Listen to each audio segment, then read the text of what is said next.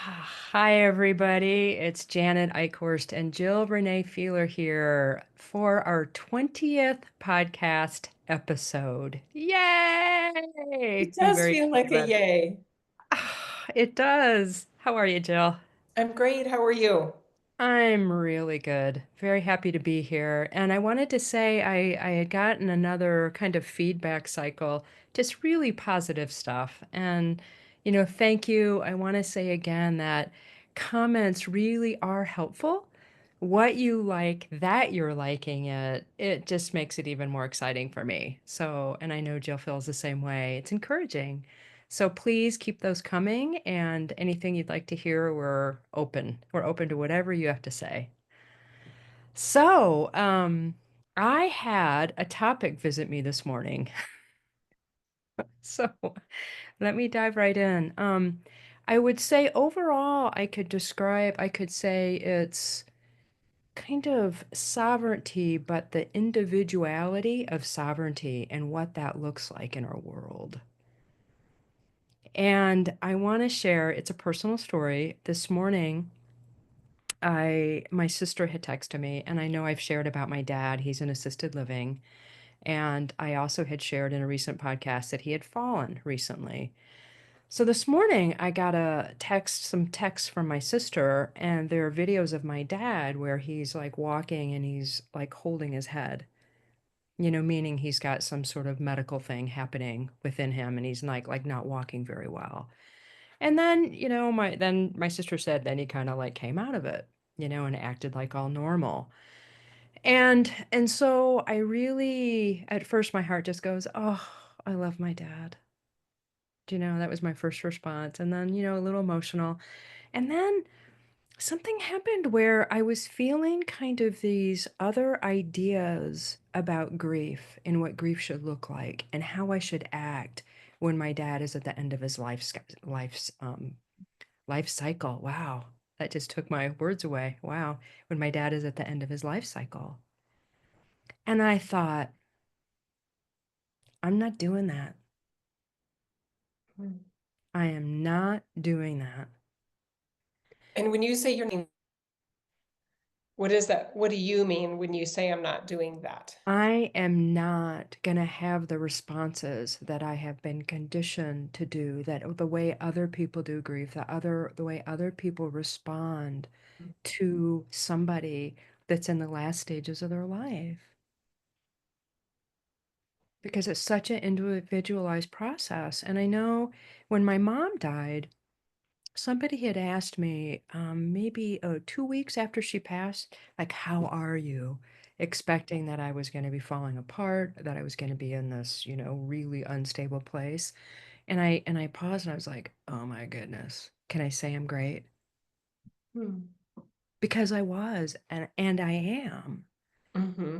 And so there's this idea that, the constructs in our society, the way that you should behave, the way that we've been taught, the way that people have demonstrated for us to be in our world, that may have nothing to do with me. Mm-hmm. And my way is, I love my dad. I can have such compassion for him. I'm grateful that if he's in pain, he doesn't share about it because he doesn't have much of a short-term memory. So it's only like whatever's in the moment. So even if that was a really painful experience with him, whatever that was, he's not in pain actively all the time. Mm-hmm. I just want to celebrate his process, whatever that is. And I want to Mm-hmm. celebrate my love for him. And I want to be all of me and not be kind of handicapped by any ideas that anybody else has about how I should be. Right. This is, leave it to you, the galactic showman and master alongside me, to take a topic like sovereignty and allowing more individuality in our version of who and what we are and what we're individually experiencing and feeling and perceiving and experience to be, and apply it to what many could objectively say the most um, programmed experience Mm. of how we grieve. I mean, Yeah. literally, society, well, these are the steps, as if you have to go through all of them, as if everybody does it the same way, as if you're doing something wrong. If you skip a step, that Mm. means you're blocking or you're delayed or you can't go to that step until you do this step. And grieving is individual, and how beautiful that you're allowing yourself your own experience with that. And And this really this is pre him transitioning. So you're even being proactive about, oh, I'm starting to feel that way. It's almost like, do I want to feel that way? Is that sincere to me? Or how much of oh, dad is there versus he's had a good life. And when there might be out of an out of pain sort of blessing situation with this. Yeah, there's so many ways to look at death and dying and pain and grief. Yeah, and I don't wanna interfere with my dad's process either, that's the other thing. That, "Oh, I feel sorry for somebody because of." It's like, "No, I'm not gonna feel sorry for my dad. I'm gonna Mm. support him and love him in the best way that I can, Hmm. really honor his process." And my sister, my brother-in-law, and her family, and my family there has been just stellar, and I have so much gratitude for that. So much, Definitely. you know? That's beautiful, Janet. And this idea really applies to everything because when we talk about how we are, who we are, how we participate in the world, how we Mm. express ourselves, that's so individualized. And Totally. there's so much pressure, could be perceived as pressure to do a certain thing or be a certain way. And let's just throw all that out the window, especially right now, because things are moving very fast. And since the last time we have recorded, sort of the level of leaps that I've experienced personally have been profound, and that's continuing. And I know everybody has their own version of that. Very Hmm. conscious of it, and there's a lot of evidence in my world that it's happening. And please let's all be who we are because that's the joy, that's the gold, that's how I don't know, it's just better. Yeah. I don't want to get off the death and dying topic yet because that is it's an important topic. It literally will affect all of us individually and personally, right, for ourselves, which is a different role in the experience. But the saying goodbye to others it touches everybody else differently. And I just want to stay on this a little bit. Sure. I want to add in this context of those of us that are in metaphysical or spiritual or personal growth type communities. There's also been a projected, this should be your experience, this is the ideal that happened there too. The version of it that I had heard, and it was a very popular spiritual teacher, was describing his loved one had passed and how he was at the funeral and people were doing the same thing that somebody did to you. How are you doing? Like that. It was a very somber, it wasn't even a celebration of life. It was even called like a funeral service or, after the graveside service or wake or something very traditional. And he was in this interview basically saying, like, I was fine. My loved one had graduated. And he was offering, and a lot of that community was putting him on very much a pedestal. He was basically, I think, inferring that you can experience someone's death as a graduation with no grief, no sadness, Mhm. almost confused about why everybody is so sad that someone is now in the grave down the street, right? And I personally, I could feel energetically the response of the community hearing that interview. Just as another, fellow spiritual teacher going, I don't know if that's even fair to for him to share his experience in a way that there was an assumption of, look, you guys should do it this way, or you could do it this way too. I didn't like that. And to me, I was almost angry listening to the interview because I was just doing stuff around my house. And for some reason, I got the link and I was like, oh, I'll see what so and so has to say tonight. And I'm listening, and I was getting more and more angry. And it was funny because I felt that expanded sense of my Jill that I call my team, like that inner question of, why are you so angry about what he's saying? I'm like, because he's making it sound like in order to graduate in this reality, you have to die. And what does that mean for those of us that are alive? Right. And I felt that bigger part of me going, oh, that is problematic. Good point. You know what I mean? So it was really just a frustration at how something that can be very an upgraded idea can actually have a very negative repercussion that we sometimes aren't thinking about, but it affects us on multiple dimensional layers of ourselves. So you will not hear me saying, and I didn't hear you say it either, which is fine if you did, Janet. I don't like it when people say death is a graduation because that means life. We have a limit in how evolved we can be, how connected to source energy we can be, how relaxed and ongoing and confident and all those things we can be. And that's what I feel is such a huge part of my passion, even as my soulfulness and as my Jill, is how alive in the light of God that we are can we feel in this reality while we are in these bodysuits that are hard and age and die. You know what I mean? It's just like I find that to be the ultimate high of a challenge.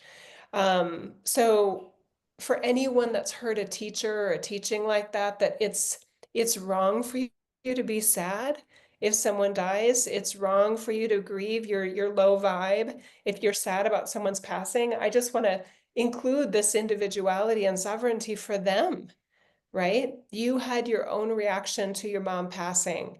I've had friends and family, even that are not within necessarily a a philosophical community like ours, that we're sort of like, is it okay to say that I'm happy that my mom passed because she was miserable? And and I was like, no, that's awesome. I'm happy you're happy for her. But they have to like whisper it with certain people they feel comfortable with. So this isn't just in spiritual communities where there can be a sense of, I'm so glad their pain is over. I'm Mhm. so glad the suffering is over. They weren't even themselves when with the dementia or, Alzheimer's or whatever. So if that's real for you, then let it be real for you. And I'm saying that to all the listeners. And if you are sad about it, be sad about it. I literally cried yesterday driving by some neighbors that I hadn't seen in a while, and they kind of waved at me and they asked where Smokey was, our amazing cat, amazing soul in a cat suit that we called Smokey. And I was like, oh, he passed. And as we talked about him and they were remembering him, I just started crying again. He passed in like September. It's March. For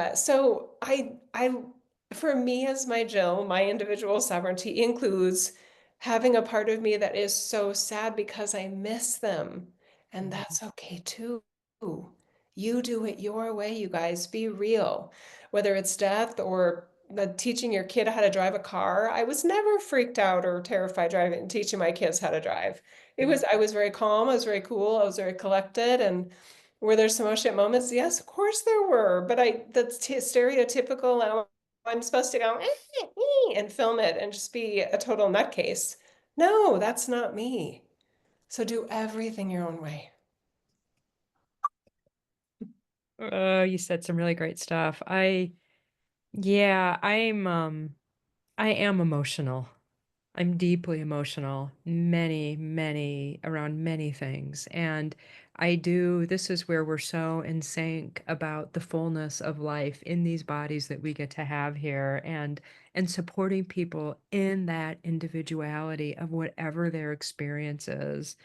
And yeah, there's also this, I just want to say right now, there's just a real God moment in all of it and a real presence because we don't know how we're going to feel until we're there around whatever it is, right? Yeah. Day, this is how I felt.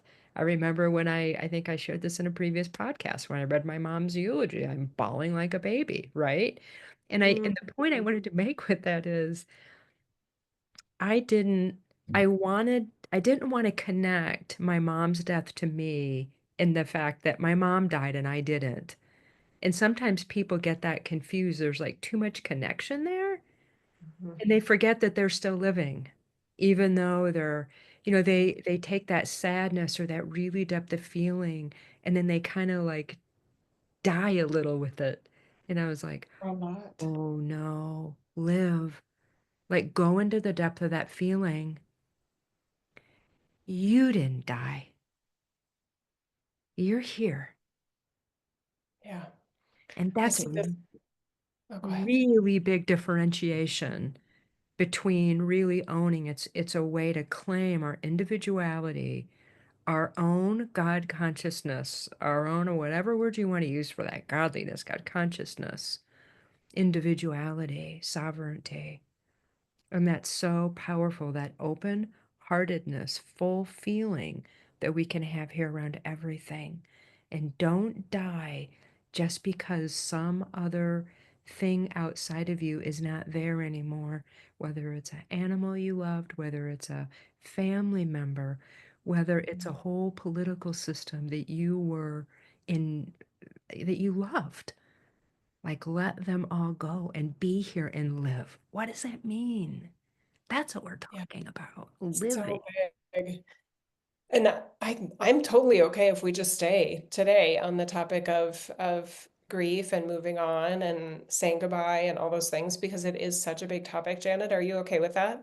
I am. Oh gosh, I just feel this like warmness in my heart right now. Me I just too. want like a big hug. Everybody, like, let's just do a big, gigantic group hug right now. I just have tears in my eyes Okay. and I'm just It's like, you're here. oh. It's like to anyone saying like I got kicked out of that group or someone so abandoned me or how could this have happened to me or whatever.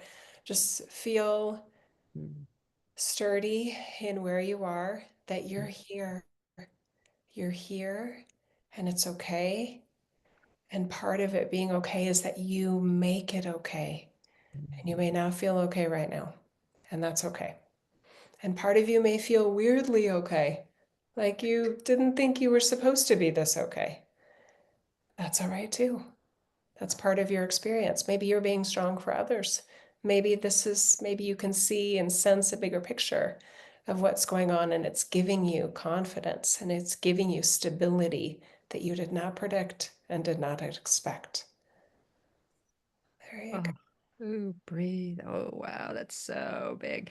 This go. is very much like, this is what we talked about in podcast 19 about our systems and how we create them and how we design and redesign ourselves Mhm.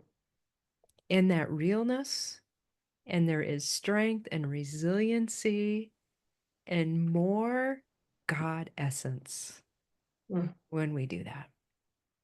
Yeah. And that's what we're using as fuel. And our creativity can be used in any way and in all ways. Mm.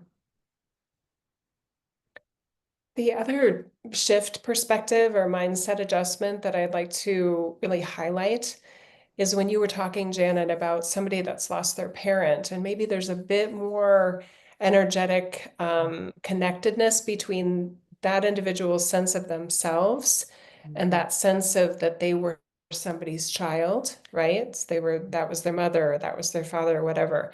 I feel like this could also be said really of anyone, whether you were in a career that you lost your position or that you got forced into retirement, or somebody that's lost a child, right? Any of us that have identified a huge part of who and what we are by that role as somebody's parent or somebody's child or somebody's spouse, an employee of somewhere, whatever the role might be. I am the provider for that client and they fired me. All of those roles can get superimposed in a very energetically entangled way. So when some of those roles feels like they were taken from us, it can be a shock. It can be very confusing. There can be a temptation to put some sort of a story around it, like, oh, well, it must be meant to be. It's supposed to be this way. Let me find out a reason for why this is supposed to be this way, right? there's so much creativity and so many choices in how you go down those next paths, right? And Janet, you'll probably remember as the amazingness you are of which podcast probably would address some of those, but I guess I would just say you don't have to have a story in order for you to get through whatever that shock and confusion is. And it is what it is. If a story helps you get from this point to the next point, great. And if you decide, I don't know if I need a story, but this isn't what I would choose, but I will be okay, I will make myself okay. What I typically say to parents that have lost children, because I've had an unusual amount of clients that find my work actually in situations of having lost a child. And one of the things that tends to come up in those sessions at some point is your life had meaning and purpose before you ever knew you would be a mother or that you wanted to be a mother. It's mainly moms. And that's always hard for me to say because it's like, are we ready for this? Like, this seems like a lot, but I do trust the intuitive connection and all these years of doing it. And I see them reassimilate. It's almost like their energy goes, oh, yeah, that's right. I had a whole life before I was that amazing child's mom.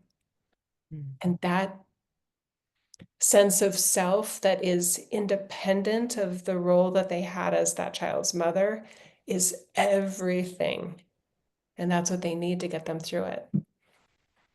mm. Yeah, wow, I just feel a lot of people that have had that experience, I just feel things kind of dropping for them. So I Mm, just want to honor that. mm, It is, wow, we have used, and I include myself in this, we've used our creativity to mm, create non-helpful stories that involve attachment, mm, that involve rationalization, and mm. that involve spiritual bypassing. So let's just be honest about that, shall we? Mhm. Um, and I don't have any judgment about that. As a matter Yeah. of fact, this has been huge breakthrough material, right? This is the gateway to really the big breakthroughs. You know, we do get to choose our perspective here on this planet, and there's a lot, to me, there's a lot of humility in that because when I begin to think that I know more than I really do, because I'm very intuitive, and it is, again, it's always from my lens, and I'm reading other people's lenses from my lens too. But when I begin to think that I know more or project more than I really do, that's not helpful. Mm. Yeah. And so it's more helpful to focus internally to how I'm feeling because the survival, the coping mechanism is to create stories around that other person. So I feel better that they're okay. So I feel okay. Mhm. We don't have to do that anymore. We don't. And we might still, but we don't. There's choice. Yeah. There's choices here, is what I want to say. This is the choices is such a huge part of it, including the stories that we tell ourselves and the stories that we allow to assist us in getting through something. I love that you added if a story is helping you get through it, then just like if it's the you clinging to the side of the cliff, then hang on to whatever can keep you up, right? Yeah. Just don't hang on to it longer than you need to because it may actually have some downsides to it that won't help you keep growing and keep going. Um, and that's what we're kind of championing here is that you are more than your stories. You are the carrier and holder and creator of your perceptions. So the ability to reflect on those and pause and really do some introspection on, but is that true? Is it true that God needed another angel and that's why my child is not here anymore? Right? It's like, well, that got me through the first 6 months, but what if that's not true? What if God is sad too? Mhm. Yeah. I Yeah. think there's been more freedom in the people that I've assisted, and some very dear friends have gone through that experience. And Mm, I think what's been more helpful is to think that how do I know that that soul didn't live a full life? Mhm. And the truth is, I don't really know. There's a lot of ideas about what we think as humans about what a full life is. But when I kind of just open up that a little bit more to that perhaps there's some other ideas, it really helps. And the other thing I wanted to add is there is unlimited, unconditional love here for me and for you always. And I exist within my human consciousness and body, exist within that field of unconditional love, not the other way around. So if I can remember that even for a millisecond and allow even a tad more of that unconditional love, I can relax into my body. And then, like we referred to, I think that was in episode 19, it was about having a full experience. And if I don't allow myself the full experience, I generally stuff it somewhere or find some coping mechanism, right? And so by dropping into and relaxing into that unconditional love, I can have the full experience. And not all at once. I find great kindness and such love and reverence really for me as a human being, as a soul, that kindness really is here. And I take it in the chunks that are, I'll say, manageable. Yeah. I mean, that's Yeah. why grief is so unpredictable Right? because there's some wisdom in it. It's like, let's not blow circuits today. We can blow these ideas and, we'll let all that come through, but that's enough for now. Yes. Yeah. Yeah. I'm feeling even more of the divine purpose in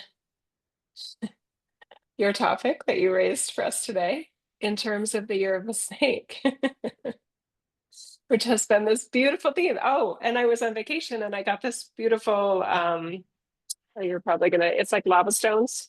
Yeah, And yeah. there's this little snake on Oh, it. I And I love was that. like, oh, you're coming home with me. And I get to support this little shopkeeper with her overpriced jewelry. And everybody's happy, you know? Um, because part of moving forward is also moving away. Even though I don't believe we actually leave what we were, we're adding to what we are. But there are parts of this that are sort of moving away from something when somebody passes, and this theme of, our application here in terms of grief and moving on away from something, a job, a person, a relationship, there is a sense of distance and space that can make us feel lonely and alone and confused. So part of this growing and evolving is reconsidering who and what we are, reevaluating what's possible for us going forward, even if something happened that didn't seem like it was our choice. And there's a lot of humility. You used the word humility earlier, and I'll echo it again here.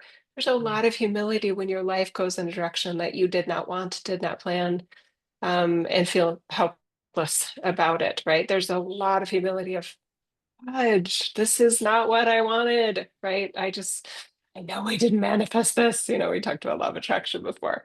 So true. And okay, so you don't have full control over what happens to you in your life. It's a very honest, intelligent observation to have because it's so true. And the sooner that we can create systems of well being and centeredness and being a version of you that you like best amidst those types of experiences in life, then you really do allow more of that unconditional love from the source energy we are into ourselves and out into this world as ourselves, right? You were also speaking a little bit ago, Janet, about the sort of presupposition of, well, this person lost their mom And I know when I lost my mom that they must be going through this. So I'm going to presuppose I know exactly what that happened yesterday. I know where they are right now. Again, we're really encouraging people, right, from not doing that. And then the question or the reaching out to them isn't, I know this is a hard day, right? It's, how are you doing thinking about you?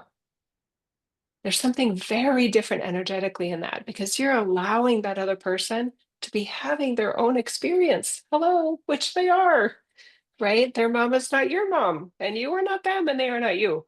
So it might be very different. So if you approach it that way, then you do give that opening for that person to call you back and say, I'm so relieved today. This is the first day in years I haven't had to worry about my mom and the pain she's in, and now the caregiver's taking care of her. And is this the day my dad's going to find her? There's so much relief for some individuals with it's an aging parent, right? So you give your space yourself more space for that connection and that relationship and being there in a very unique way that you may be the only one that they're able to have that conversation with. Mm, That's beautiful, mm. right? And my neighbors didn't shame me that I was crying about Smokey, right? 6 months later. I mean, it's just like, it's so good.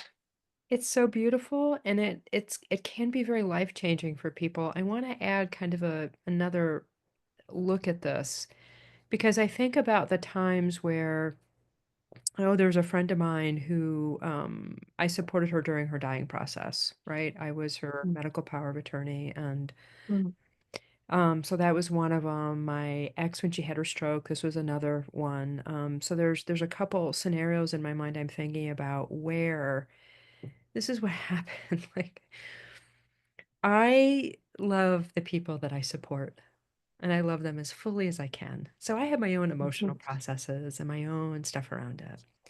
And what I found was that even people I didn't know very well, and they thought they were being helpful. And they would start going into a long process about some grief thing that they had. And I say it because I say it that way because it was hard. Like, I didn't have the bandwidth to hold what was happening with me and mm, hold them in that space at that moment. mm, And so people think it's helpful to share or to give advice or to whatever.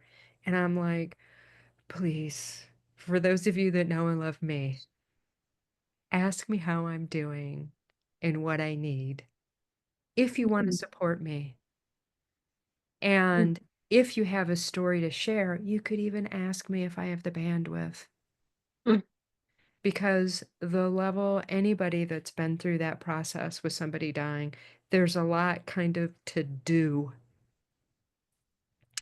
And we get kind of maxed out. We can. And I have a mm, very expansive width and can, handle a lot of things at one time. And still I have my max too, right? mm. And so I love being present for people. That's one of my gifts, that's one of my strengths, and there's a time and place for that. And when I'm in my overwhelm, I get to practice more self-care and and even saying people, thanks, I'm kind of on overload right now. I'd be happy to hear that another time, but I can't. And just to bring that level of awareness in when you're talking with somebody that's going through a lot, whatever it is, and grief is one of the biggest things. We find Mhm, attachments that we didn't know we had that weren't necessarily healthy. And when those mm, rip off, it can feel like ripping a big fat band-aid off, right? And there's other things, and just the love, and just that somebody's not there anymore, and the habit shifts, and the mhm, my way I think. There's so much transitioning during that time. And so to bring awareness and to not, I want to say, be self-centered about it, because a lot of people can be, or yeah. So anyway, I'm just going to throw that out there for people to just consider and do what they want with it. But my direct experience is that that's been one of the most difficult things, is that being present to other people's level of grief when I had a ton of mm, my own. And mm, And the friend that died, she wanted to have a, we were living in Prescott at the time, so she wanted a ceremony there, but she lived in Chicago for a long time. And so I agreed to take a celebration of life there. And that, I mean, I could do it, but it was a lot to hold the space for everybody in their grief and to be there Mm, for people.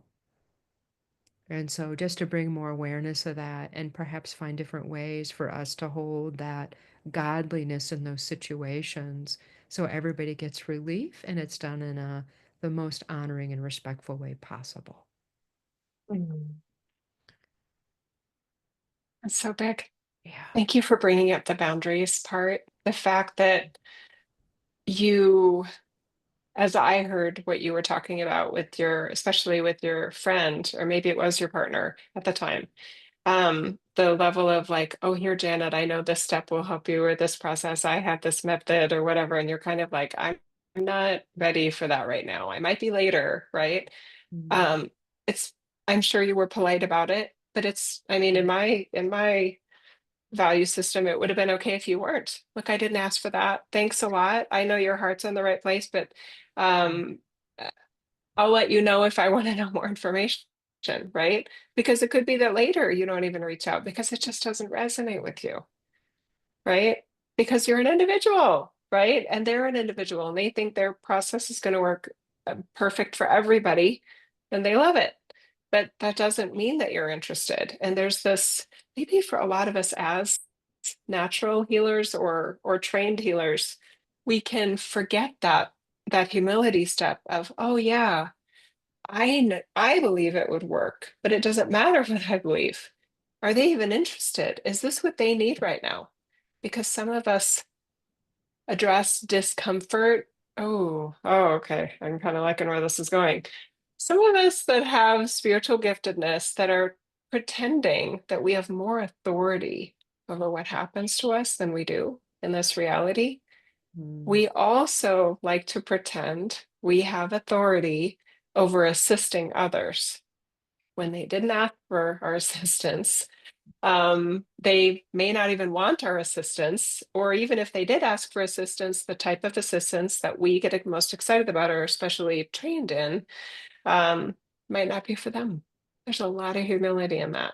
But that's Mm. how we address the need is, oh, I have to help, versus just like, hey, if you need me, I'm here Mhm. thinking about you. That's again, that's just totally different energetically than, okay, here's the 2 hour program I do this morning, noon and night, before sunrise, full moon. You know, there's a lot of protocols that a lot of us have come across or use ourselves that may not be for that person. Does Yeah. that resonate too with you, Janet? Oh, yeah. Yeah. Yeah. And this applies to a lot of areas of our lives. Yeah. It's not just around grief or people, any kind of struggle. Oh, you have migraines? I know about that. I know exactly what's going on with you. I'm like, actually, I don't know if you do, and I didn't ask for your help. You know what I mean? And I But just I want have to say, I'm probably guilty of it too.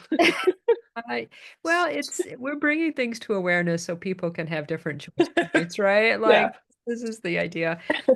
I also wanted to just share how I learned this from a friend of mine, and I'm not active in that relationship with him right now, but what I really learned from him was witnessing people. Mm. Like how witness can be so powerful without saying anything. It's that presence. It's just that's love.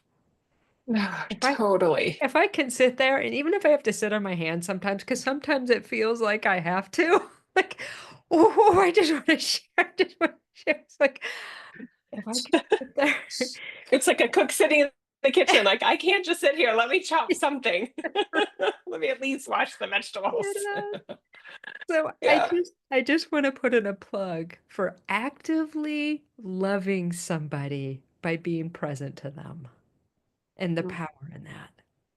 When I hold the full godliness, the full essence Mm. of who I am, and am just present to you with whatever's Mm. happening, and that is that energetic focus change, where then I can really see what's happening with you. Mhm. because we don't do that as well as we could do it in this reality. And so that's Mm. an invitation. And I think that that's been devalued, especially with people that have been programmed to be, well, the doers or the controllers, or, and I put myself in that category, right? So I'm not Me judging too. this, you know. I was a corporate type A for quite some time. And I remember at one point in my life, my sister said, you know, I didn't like you very much. And I just paused and I was like, I didn't like myself very much. That's what I was gonna say. My version of it too is like, I didn't like me as much either as I do now. I get it. Because I was in Like, can you that, just, yeah, you know, I like know. we didn't have a reservation and they wouldn't give us one at a restaurant. I'm like, give me the phone, you know, like, and I did. And I was like, ooh, And you'd get it. I know. We can just get things done. It's hard to say no to a pushy person. Okay.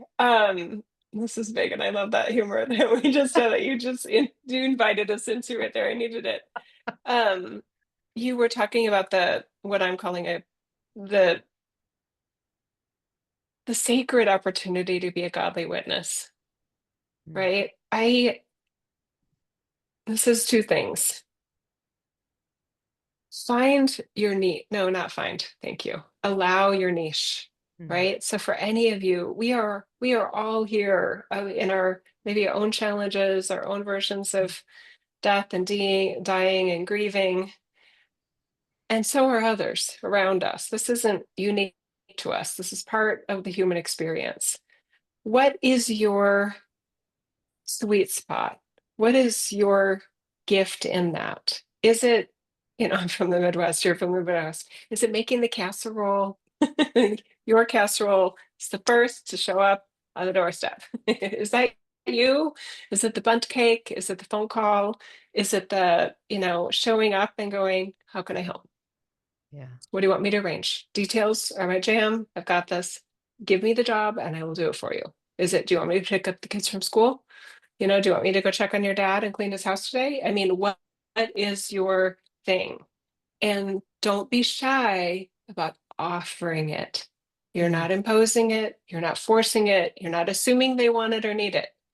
But you being there, being ready for it mm, and saying, hey, and sometimes the more specific I think you can be in the midst of someone's drama or trauma, the more helpful it is. Because, like you were describing in your situation, Janet, it's overwhelming. I have no idea how you can help me today, honey. Thank you, though. I'm here to help. I have no idea how. But if you tell me I can get your kids today from school, because my kids go there too, I don't know, whatever your relationship is, and just being in your heart as well as your mind, what might be something specific that I can offer for them today? Right. And sometimes it's very generic. We have a neighbor that we were traveling and some shit went down. And he's a very powerful being at a very well-known company in our area. Some mistakes were made and bad choices were made, and it got bad. And he ended up having to resign the next day. And we mm, know some other people that have been in situations like that, either internationally, nationally, or locally. And I was like, ooh, I don't want to presume that his wife that I know is having this reaction, but I'm pretty sure she's feeling pretty alone today. mm, So I just texted her. That's my gift is communication. And my gift is my ability to love and feel that love for someone who might be feeling very alone in a moment. mm, Just, I see you. I hope you're doing okay. And number one, I heard about what's happening. We're traveling right now. I'm thinking about you. And I know you're going to get through this. He mm, responded immediately. Oh my God, Jill, this sucks. Thank you so much. mm, So then just about every 2 or 3 days, I'd send her some little love note or maybe a funny little meme. Last one I sent her was a dog with sunglasses mm, riding a wave, you know, like just made me laugh today. I wonder if it would bring a little smile to your gorgeous face today. And she was like, I need to be that dog. I need to be that dog. So it can be something so easy, but what is easy for you, right? Let it be easy. You're possibly being available for them if you feel led to do that. And if you don't, that's fine. But if you do have a niche, a specialty, that is, that you've got time and you've got energy and you kind of know what you're good at and know what you're not good at. I'd never offer to bake some a cake. I, no, I love to bake, but there's no promises it's going to make it on anyone's doorstep or that it's going to turn out. My poor family. Anyway, so I just wanted to be real there. Yeah. What do you think about that, Janet? Do Oh you my. find that too about anyway, yeah, I want to hear you. This has micro and macro implications. This is the heart of humanity, I want to say. Mhm. This is how we love. Love has unbounded forms. This is how we offer that generously to one another. We recognize who they are and we recognize that they're humans and they can be struggling. This Mhm. is like, there's nothing better than this aspect of humanity when we're generous with who we are in that way.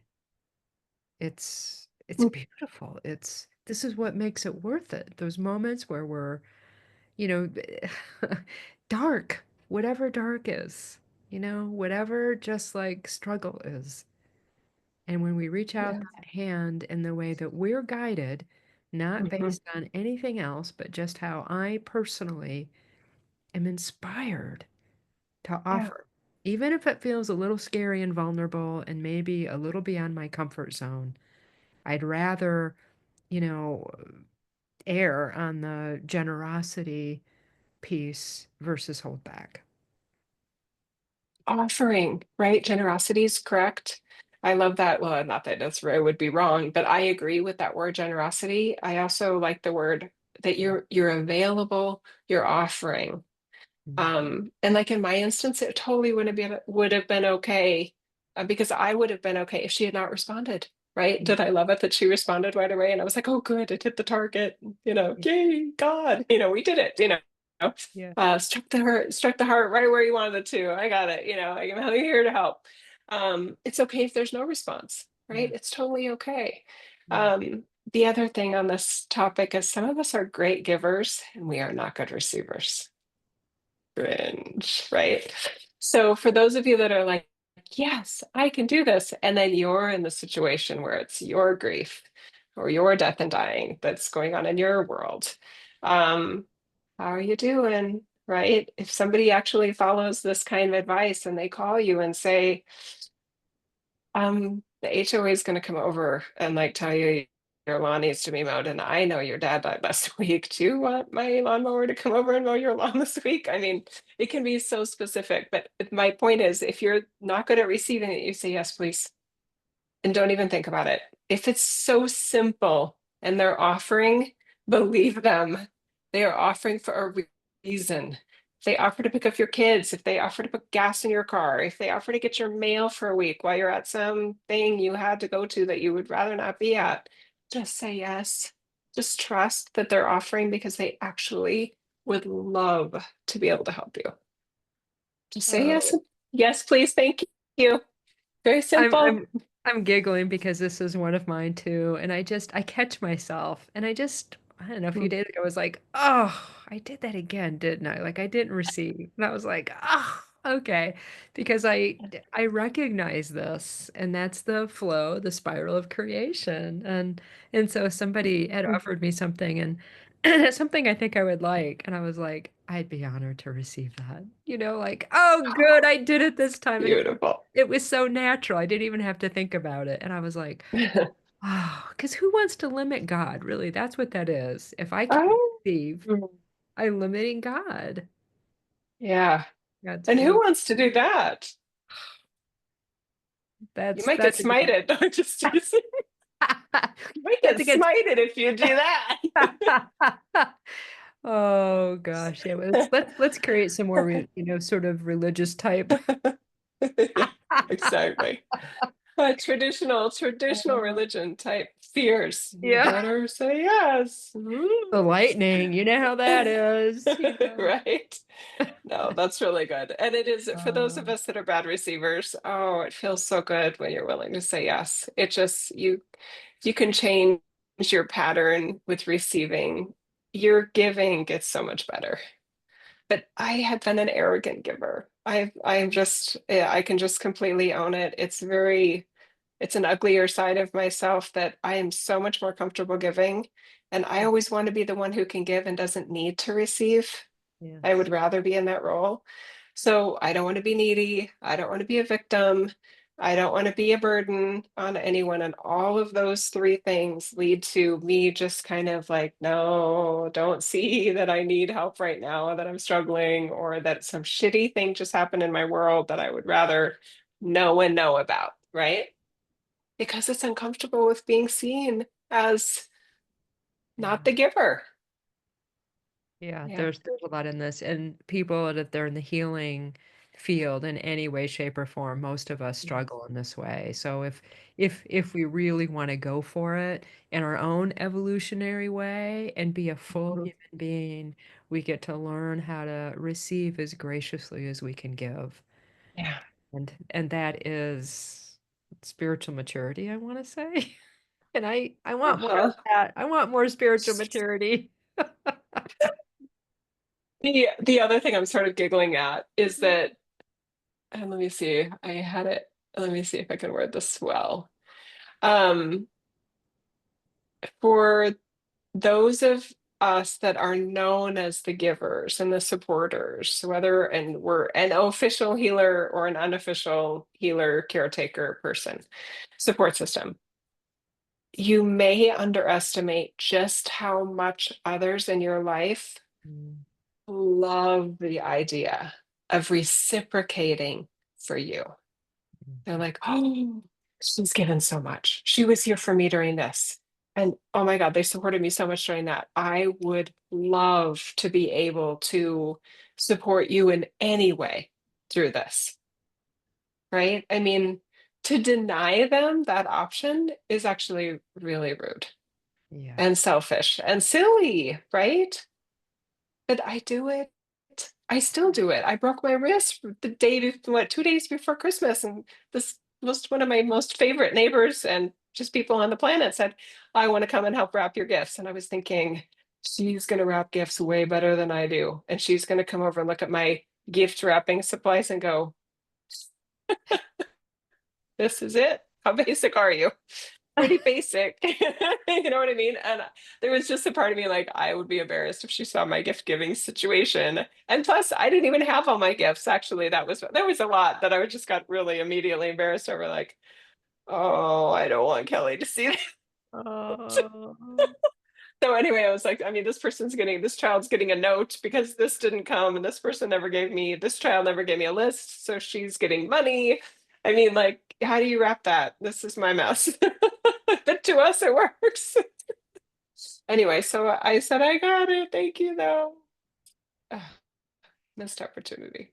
oh gosh, and that goes back to that vulnerability, you know? And she probably was Yeah. trustworthy to hold you in that space and do a beautiful job, and so, She's an uh, angel. you She know? probably would have said, "Bring him over to my house. Your supplies suck." No, she wouldn't have said that. Those are just like, I think we could do better. Let's get him over to my place and Mhm. we'll go in my wrapping room, Jill. Do you guys know some people have wrapping rooms? Yeah, not me. Crafty, yummy. See, talk about specialties and niche. That's not mine. But I could easily see that being my neighbor Kelly, that she's got some amazing gift wrapping room with gifts that come out looking like the fanciest stores in the world. Gonna Bless her. become a tradition. I missed my chance. My wrist is not broken. Can I still come over? Well, the way the universe Oh, works, I'm you would dying. probably have another chance because that's guaranteed, right? You know, like if Oh, we this don't is so quite get it funny. that time, we'll get another one because that's Yeah. just and that's the power of our soul. Like, oh, let's get this one too. Now we want the full experience here. I love it. Anyway, I know we're wrapping up here. Yeah, we should What else wrap. did you want to add in? I've got chatty there. Oh, let's see. Wow. I just feel kind of soft on the inside and just have Mhm. just my love for everybody Mhm. that listens to this, my love for Jill, me, it's just like, wow. It's such a beautiful topic to just, it is another level of softness with ourselves, I want to say. And there's Mhm. vulnerability in that and such love. And I think if anything, that's what I would like to kind of close with is that feeling of unconditional love that's here. whether we didn't take the opportunity, whether we took the opportunity, and just some other ideas that we put out there for being kind and more honoring and respectful of others in ways that we might not have considered before. And that's micro and macro. It just is. It's in our personal lives, it's in the world, the seemingly outer world. So, yeah, let's just all take a breath on that and just gratitude, so Mm, much gratitude for everybody, really. Yeah,